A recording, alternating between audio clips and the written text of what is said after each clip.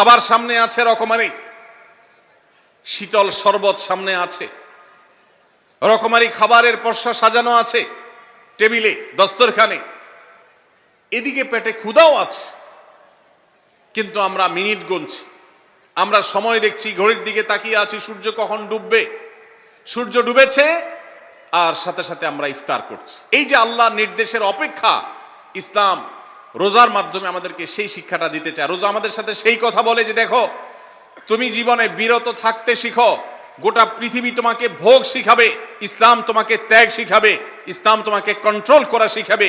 আমাদের তরুণদের চরিত্রকে নষ্ট করবার জন্য, তাদেরকে নানাভাবে উস্কানি দেওয়ার জন্য, বিনোদনের নামে, নিউজের নামে, বিজ্ঞাপনের নামে, বিভিন্ন নামে অশ্লীল নানা দৃশ্য, খোলামেলা দৃশ্য তাদের সামনে দেখানো হয়, ভোগের আহ্বান করা হয়।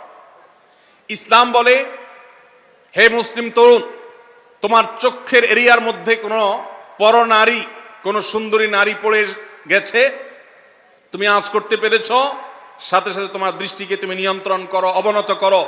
কুল্লিল মুমিনিনা ইয়াগুদ্দু মিন আবসারিহিম ওয়া ইয়াহফাযু ফুরুজাহুম, আল্লাহ বলেছেন হে রাসূল বলে দিন ঈমানদার পুরুষদেরকে, তারা যেন তাদের চোখগুলোকে নামিয়ে রাখে, তাদের সম্ভ্রমকে তারা সংরক্ষণ করে। মনে রাখবেন, যা খুশি তা করতে পারা এটা যোগ্যতা নয়। নিজেকে নিয়ন্ত্রণ করলাম, যা খুশি তা করব না, এর নাম হলো যোগ্যতা।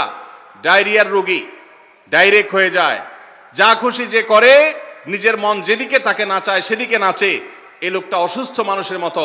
আর মুসলিম যুবক, মুসলমান মানুষ, নারী পুরুষ, সে নিজেকে নিয়ন্ত্রণ করে। আল্লাহ এটা হারাম করেছেন, আমার মন চায়, চাইলেই আমি সেটা নিতে পারি, কিন্তু আমি নেব না। আমি একটা জিনিস ধরতে পারি, আল্লাহ হারাম করেছেন, সেজন্য আমি ধরবো না। এই শিক্ষাটা রমজান আমাদেরকে দেয়।